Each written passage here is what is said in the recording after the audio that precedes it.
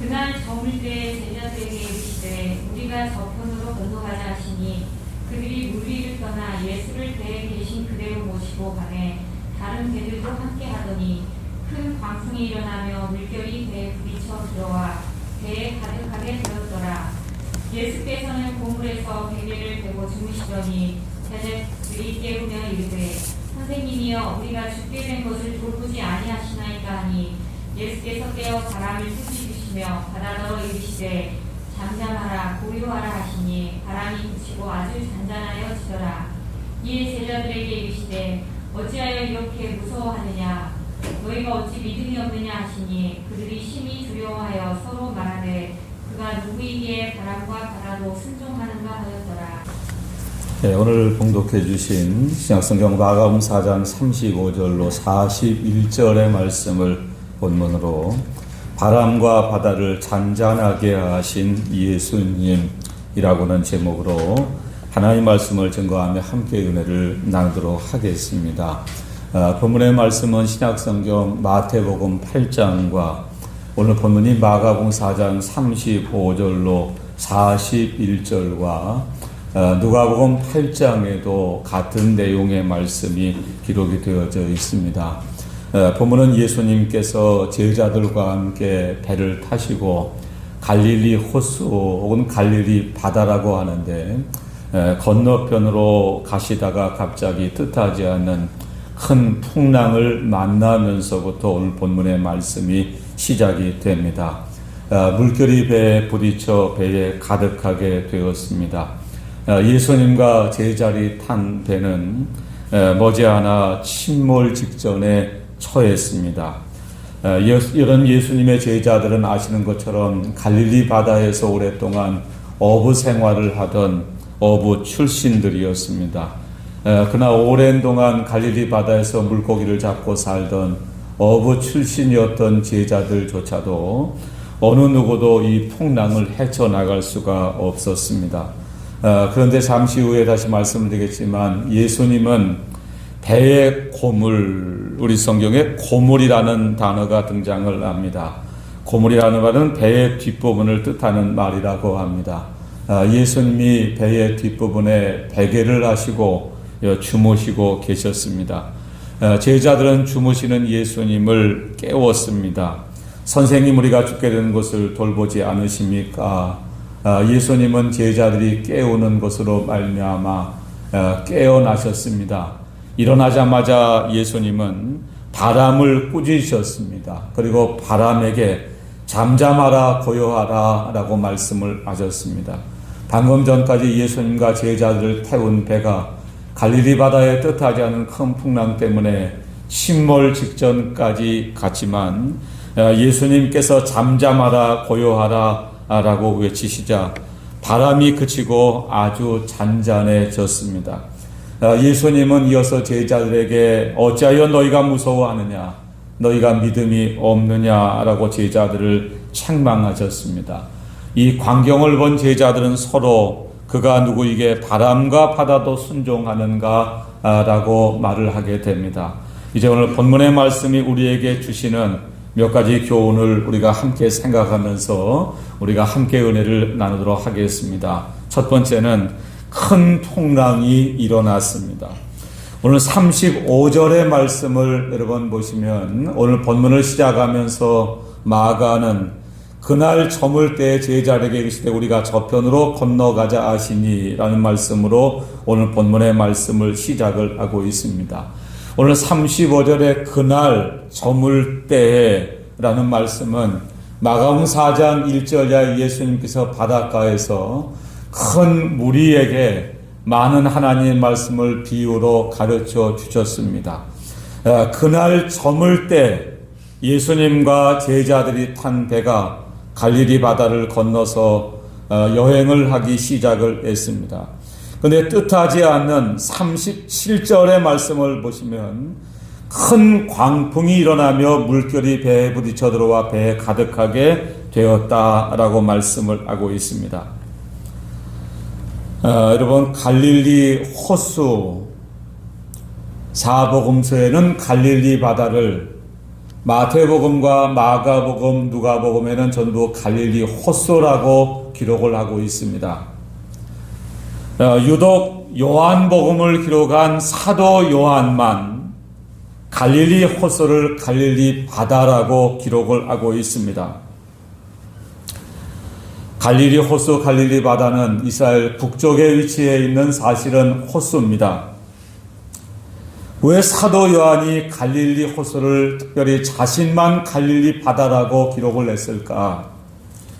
성경을 연구하는 분들은 사도 요한이 갈릴리 북쪽 벳세다 사람이었기 때문에 아마 큰 바다를 한 번도 본 적이 없는 사람이기 때문에 갈릴리 호수를 갈릴리 바다라고 표현을 할 것이다 라고 생각을 하기도 합니다.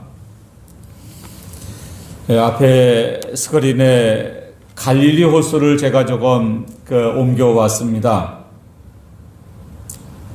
여러분, 갈릴리 호수, 갈릴리 바다, 남북의 길이가 약 한 21km나 된다고 합니다.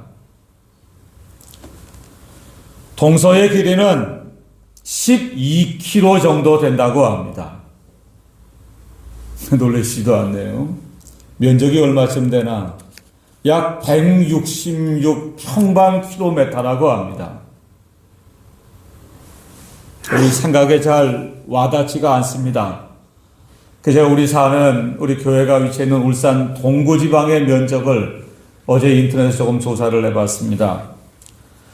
동구의 면적이 약 36.03평방킬로미터라고 합니다. 그러면 갈릴리 호수, 갈릴리 바다의 면적이 우리 동구보다 여러분 정확하게 한 4.6배 정도나 큽니다. 이해되시죠? 네. 여러분, 호수가 우리 울산 동구의 약 5배나 된다는 거예요. 남북의 길이가 무려 21km입니다. 여기서 삼산까지 가는 거리가 아마 12km 조금 안 될 거예요. 근데 호수가 이만큼 크다는 거예요. 여러분, 성경을 보시면 예수님 당시에 갈릴리 호수, 갈릴리 바다에는 가끔 뜻하지 않는 큰 풍랑이 불어닥치곤 했습니다. 왜 갈릴리 호수에 뜻하지 않는 풍랑이 이렇게 많이 일었을까? 오늘 제가 지도를 조금 적어가지고 왔는데, 여러분, 갈릴리 호수 북쪽에는 지도에 좀 글씨가 작아서 보이지 않습니다. 헬몬산이라고 하는 큰 높은 산이 있습니다. 헬몬산. 우리 아마 백두산보다 조금 더 높은 걸로 제가 알고 있습니다. 여러분, 갈릴리 북쪽의 헬몬산에서는 1년 12달 차가운 바람이 불어옵니다. 그 북쪽에서 불어오는 차가운 바람이 갈릴리 호수로 불어닥치고 납니다. 반대로 갈릴리 호수 남쪽에는 넓은 평야 지역이 있는데, 여러분이 넓은 평야 지역에서는 1년 12달 따뜻한 바람이 불곤 했다고 합니다. 여러분, 가끔 텔레비전 뉴스 제일 마지막에 일기예보를 보시면 일기예보를 하는 분이 가끔 그렇게 이야기를 합니다. 오늘은 북쪽에서 내려온 차가운 공기와 남쪽에서 내리는 뜨거운 공기가 만나면 여러분, 어김없이 일기가 좋지 않은 것이 보통입니다. 바람이 불고 어떨 때는 천둥 번개가 치곤 합니다. 여러분, 더군다나 갈릴리 호수는 평지보다 약 해발 200m나 낮은 지리적인 특성 때문에 1년 8달 가끔 바람이 불어오곤 했다고 합니다. 그래서 오늘 예수님과 제자들이 타고 가던 그 배에 뜻하지 않는 큰 풍랑이 불어닥쳤습니다. 오늘 우리는 마가복음 4장 35절과 36절의 말씀을 여러분 조금 더 정확히 살펴보실 필요가 있습니다. 제가 다시 읽어드리겠습니다. 그날 저물 때에, 방금 말씀을 드렸습니다. 마가복음 4장 1절 이하에 예수님이 바닷가에서 큰 무리에게 여러 가지 말씀을 비유로 가르친 그날입니다. 아마 예수님이 아침 일찍부터 바닷가에서 많은 무리에게 하나님 말씀을 가르치시고 이제 해가 저물 때 제자들에게 우리가 저편으로 건너가자라고 말씀을 하셨습니다. 우리가 저편으로 건너가자.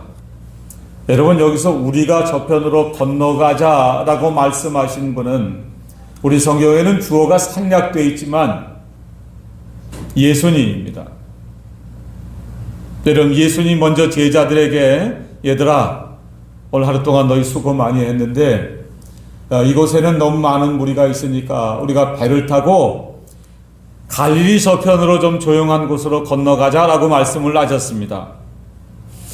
여러분, 이어지는 36절의 말씀을 보시면 그들이 무리를 떠나, 그들은 예수님과 예수님의 12 제자들을 가르치는 말씀입니다. 예수를 배에 계신 그대로 모시고 가매 다른 배들도 함께 했다고 말씀을 하고 있습니다.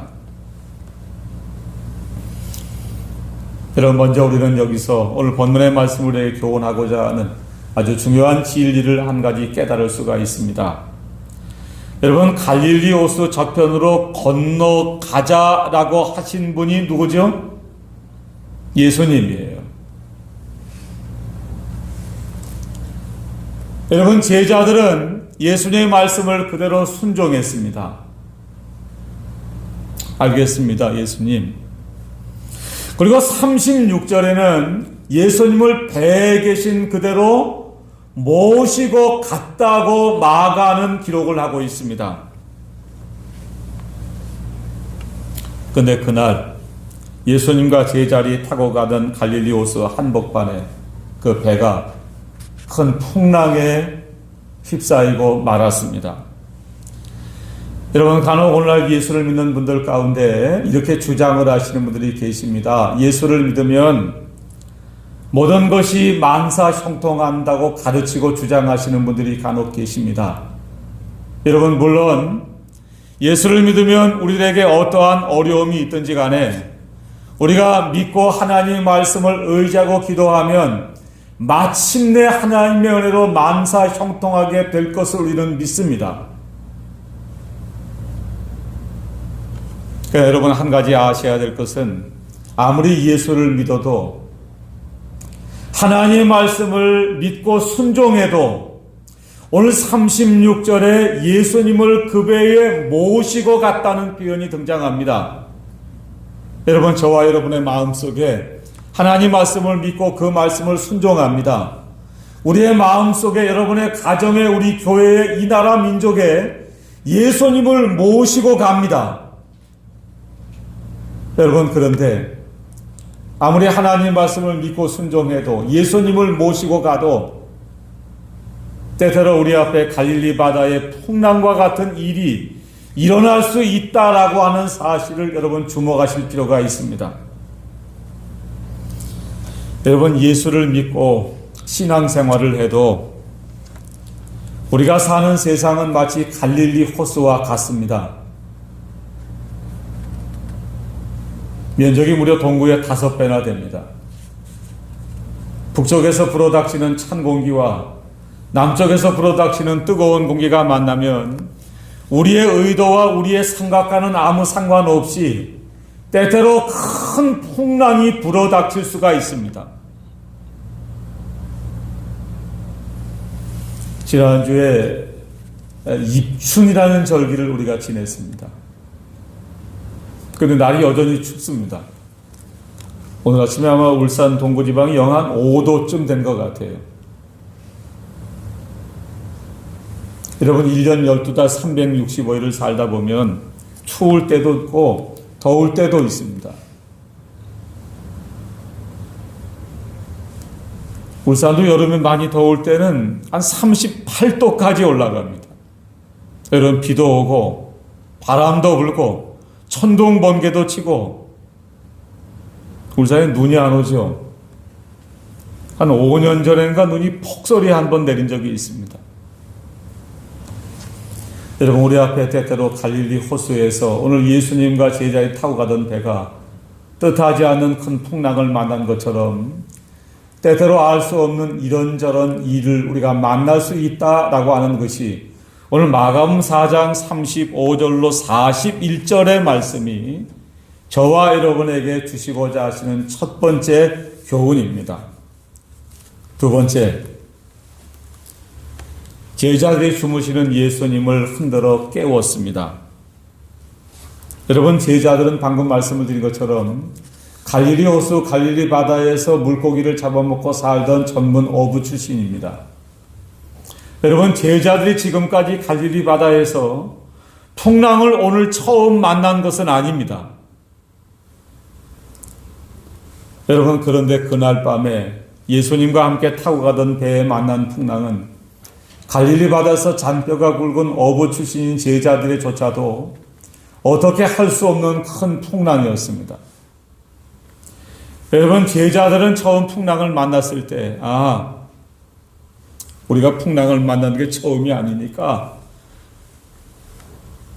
우리가 지금까지 이런 풍랑을 한 번, 두 번 겪은 것이 아닌데 라고 생각했을 수도 있습니다. 그런데 그날 풍랑은 너무나 센 풍랑이었습니다. 여러분, 37절의 말씀을 제가 다시 한번 읽어드리겠습니다. 큰 광풍이 일어나며, 오늘 마가 요한은 마가복음 4장 37절에 그날 예수님과 제자들이 타고 가던 배가 만난 풍랑을 큰 광풍이다 라고 기록을 하고 있습니다. 여기 크다 라는 말이 무슨 말일까? 그래서 어제 헬라어 성경을 조금 찾아봤습니다. 헬라어 조금 어려운데 여러분 이 단어는 보통 다 아실 거예요. 헬라어의 크다라는 단어를 메가라는 단어예요. 메가 아십니까? 메가? 시내 메가마트 있나요? 큰 마트. 이걸 메가라고 그래요. 얼마나 그날 만난 풍랑이 컸던지 큰 광풍이라고 마가 요한은 기록을 하고 있습니다. 여러분, 이어지는 37절의 말씀을 계속 보시면 물결이 배에 부딪혀 들어와 배에 가득하게 되었더라.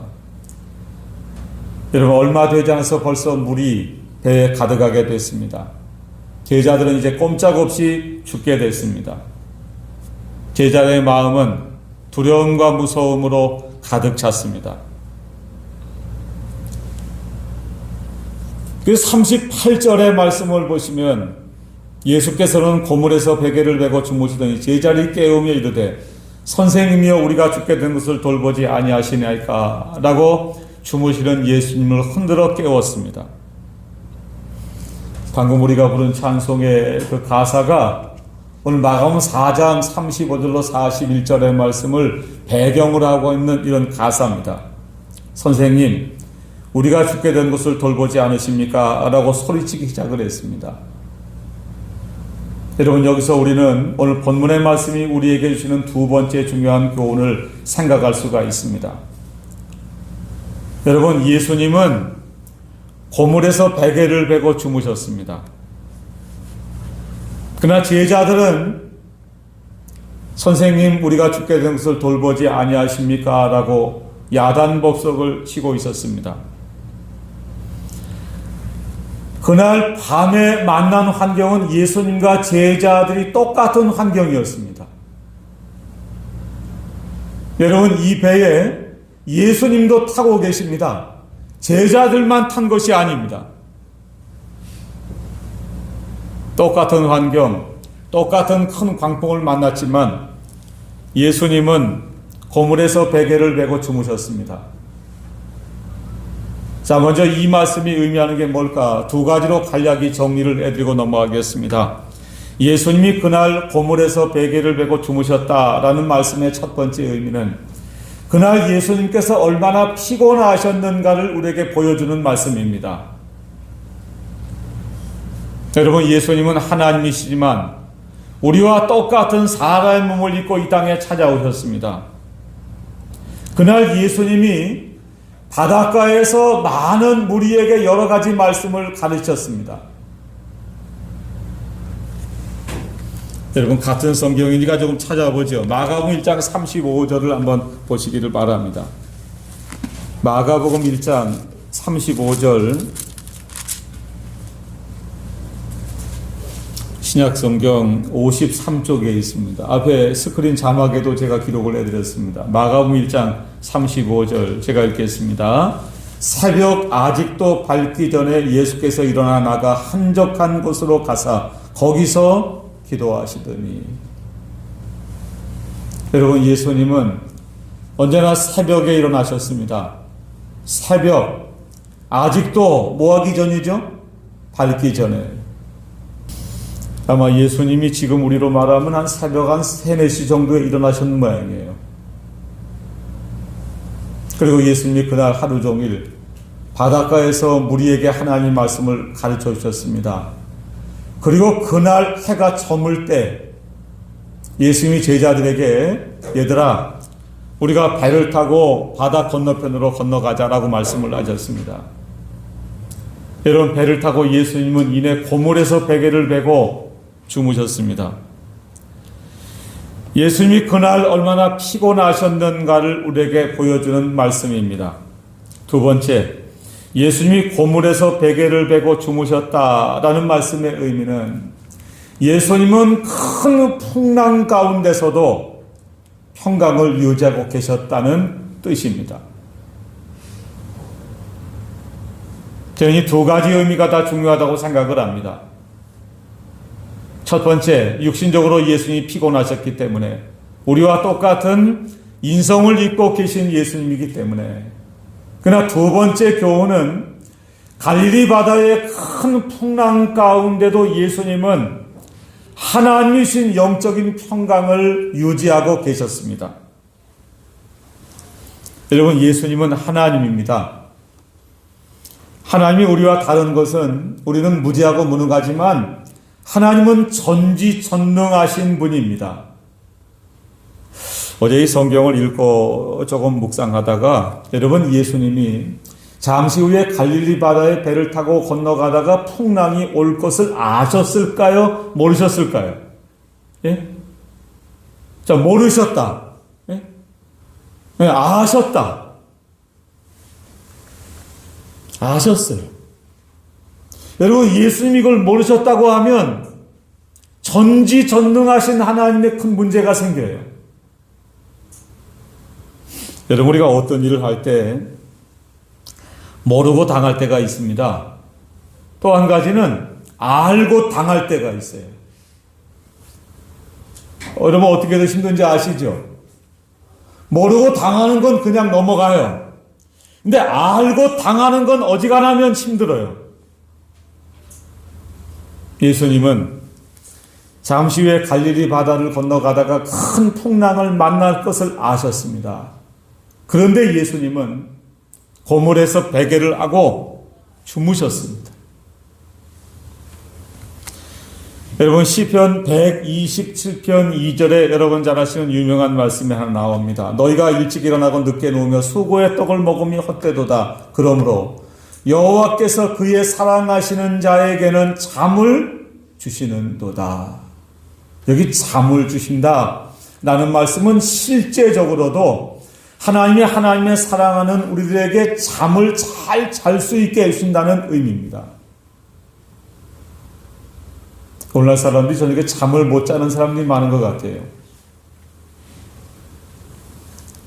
여러분, 저녁에 잠 잘 주무시는 것 큰 복으로 생각하세요.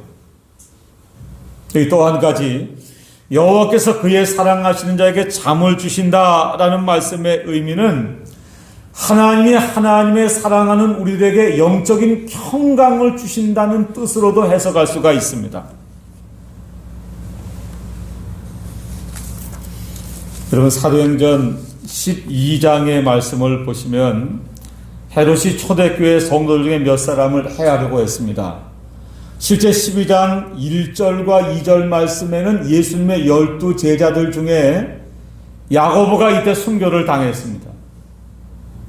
사도행전의 최초의 순교자는 7집사 중에 하나인 스데반 집사이지만 12사도 중에 첫 번째 순교자가 야고보입니다. 야고보. 근데 헤롯이 이걸 봤더니 유대인들이 좋아해요.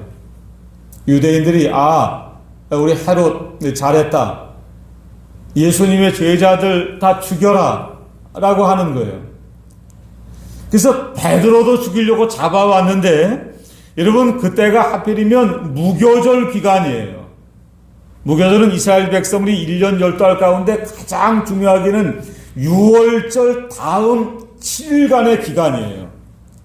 그래서 헤롯이 베드로를 죽이긴 죽여야 되겠는데 무교절이 끝나면 죽여야 되겠다라고 생각을 합니다. 사도행 12장 6절을 보시면 헤롯이 잡아내려고 하는 그 전날 밤에 이제 일주일 동안의 무교절 기간이 다 끝났습니다. 베드로를 죽이려고 합니다. 여러분 내일 아침에 동이 트면 베드로가 죽어요. 근데 사도행 12장 6절을 보시면 베드로가 두 군인 틈에서 두 쇠사슬에 매여 뭘 했다고 말씀을 하고 있죠? 누워서 잠을 잤다는 거예요. 여러분 보통 사람 같으면 잠이 올까요? 여러분 상상을 해보세요. 내일 아침에 우리가 죽는다고 생각을 해보세요. 잠이 어떻게 오나요?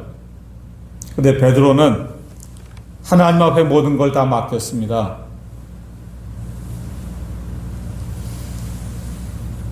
여러분 때때로 예수를 믿고 신앙생활을 하다 보면 오늘 예수님과 제자리 갈릴리 바다에서 뜻하지 않는 큰 광풍을 만난 것처럼 우리도 이 세상이라고는 갈릴리 바다에서 뜻하지 않는 큰 광풍을 만날 수가 있습니다. 여러분 이 광풍을 만나는 사람들의 종류가 그게 두 가지라는 거예요. 하나는 예수님처럼 하나님을 믿고 하나님의 주권을 믿고, 여러분 예수님은 하나님의 주권을 믿으셨습니다. 살고 죽는 게 하나님께 달려있다는 것을 예수님은 믿으셨습니다. 여러분 갈릴리 바다에 아무리 풍랑이 세도 하나님이 허락하시지 않으면 죽지 않는다는 것을 예수님은 믿으셨어요. 그런데 예수님의 제자들은 똑같은 환경에서 선생님 우리가 죽게 된 것을 돌보지 않으십니까? 라고 우왕좌왕하고 야단법석을 쳤습니다.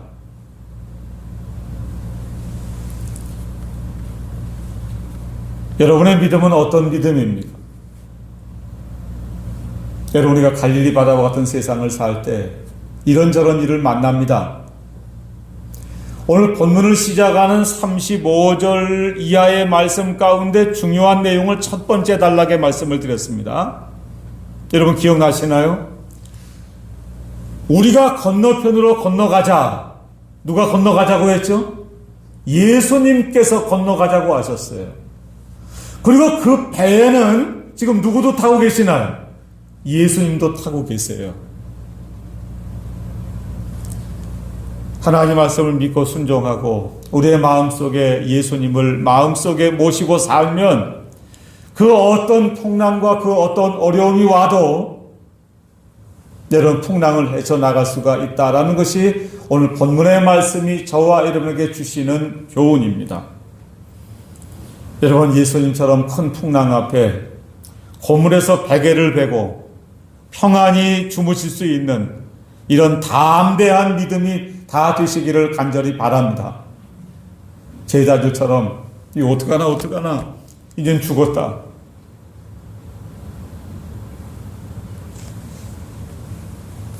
오늘 마지막 세 번째, 바람과 바다를 잔잔하게 하셨습니다. 여러분 인간은 연약합니다.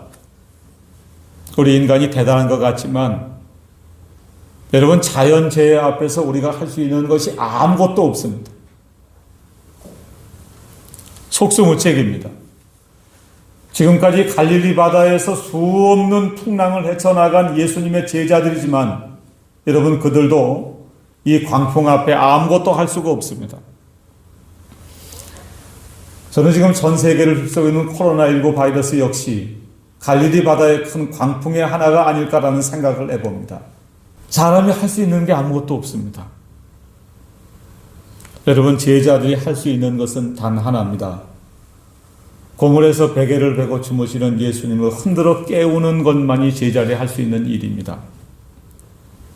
저는 어제 이 말씀을 묵상하다가 예수님이 고물에서 베개를 베고 주무신 것은 피곤하시기도 하기 때문이고, 두 번째, 어떠한 풍랑 가운데서 하나님 주시는 영적인 평강을 유지했기 때문이지만, 또 한 가지 세 번째는, 여러분, 예수님은 내심 제자들이 자신 내심으로 아무것도 할 수 없는 것을 깨닫고 예수님을 흔들어 깨우기를 기다리신 것이 아닐까라는 생각을 해봤습니다. 여러분, 39절의 말씀을 보시기를 바랍니다. 자, 제가 천천히 읽어드리겠습니다. 예수께서 깨어, 첫 번째, 뭘 꾸짖으셨죠? 바람을 꾸짖으셨어요. 바다더러되 잠잠하라 고요하라 하시니 바람이 그치고 아주 잔잔하여 지더라. 그리고 이어지는 40절에 이에 제자들에게 이르시되 어찌하여 이렇게 무서워하느냐 너희가 어찌 믿음이 없느냐라고 책망을 하셨습니다. 여러분, 두 가지를 기억하시기 바랍니다. 39절에 일어나신 예수님이 먼저 꾸짖으신 것은 제자들이 아니에요. 뭘 먼저 꾸짖었죠? 바람을 먼저 꾸짖으셨어요. 바다더러 이르되 잠잠하라 고요하라 하시니 바람이 그치고 아주 잔잔해졌습니다. 우리 주 목소리 한 번만 바라시면, 여러분, 예수님이 바람을 꾸짖으시며 바다에게 잠잠하라 고요하라 딱 한마디 말씀을 하셨습니다. 그때 즉시 바람이 그치고 아주 잔잔해졌습니다. 그리고 이어지는 40절에 예수님이 제자들의 믿음 없음을 책망하셨습니다. 어찌하여 이렇게 무서워하느냐 너희가 어찌 믿음이 없느냐라고 책망을 하셨습니다. 우리 개역 개정 성경에 너희가 어찌 믿음이 없느냐 이 말씀 앞에 아라비아 숫자로 1 해놓고 아래 각주에는 아직도 이렇게 번역을 할 수가 있다고 각주를 붙여놨습니다. 여러분, 이 말씀의 의미는 예수님이 제자들에게 그동안 오랫동안 하나님 말씀을 가르치셨는데 너희가 어찌 아직도 믿음이 없느냐라는 책망의 말씀이기도 합니다. 어찌하여 이렇게 무서워하느냐 너희가 어찌 믿음이 없느냐. 여러분, 제자들은 그날 큰 풍랑 앞에서 무서워했습니다. 믿음이 없었습니다. 그러나 예수님은 두려워하지 않으셨습니다. 평안히 고물에서 베개를 베고 주무셨습니다. 예수님과 제자들의 차이가 뭘까?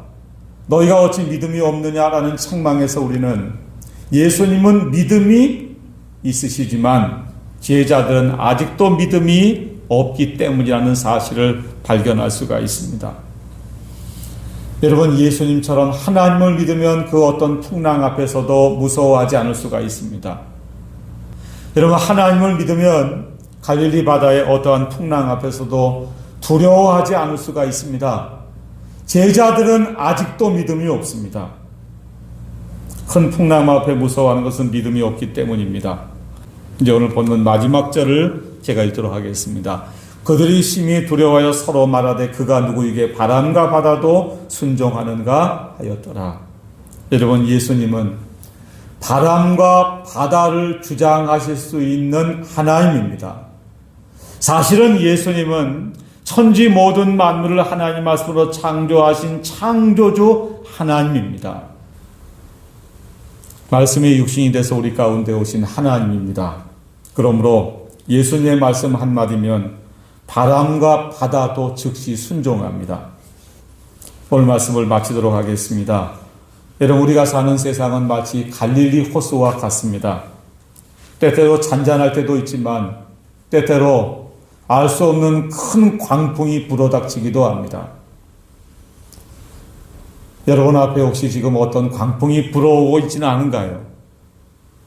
여러분, 우리 앞에 어떠한 광풍이 불어닥치더라도 예수님과 같은 믿음만 있으면 고물에서 베개하고 편히 잠을 잘 수 있다 라는 것이 오늘 성경이 우리에게 가르쳐주는 중요한 교훈입니다. 여러분, 제자들은 그동안 예수님께로부터 수없이 많은 하나님 말씀을 듣고 배웠지만 너희가 어찌 믿음이 없느냐, 너희가 아직도 믿음이 없느냐 라는 책망을 들었습니다. 하나 감사한 건 예수님이 제자를 책망하시기 전에 먼저 바람을 꾸짖으셨다는 겁니다. 바다더럴 때 잠잠하라 고요하라 하시니 바람이 그치고 아주 잔잔하여지더라. 여러분, 우리 주 목소리 한번 바라면 바람과 바다도 순종합니다. 여러분, 우리 앞에 어떠한 광풍이 가로놓여 있다고 하더라도 바람과 바다를 잔잔케 하시는 예수님이 우리 앞에 모든 광풍도 잔잔케 하실 줄로 믿습니다.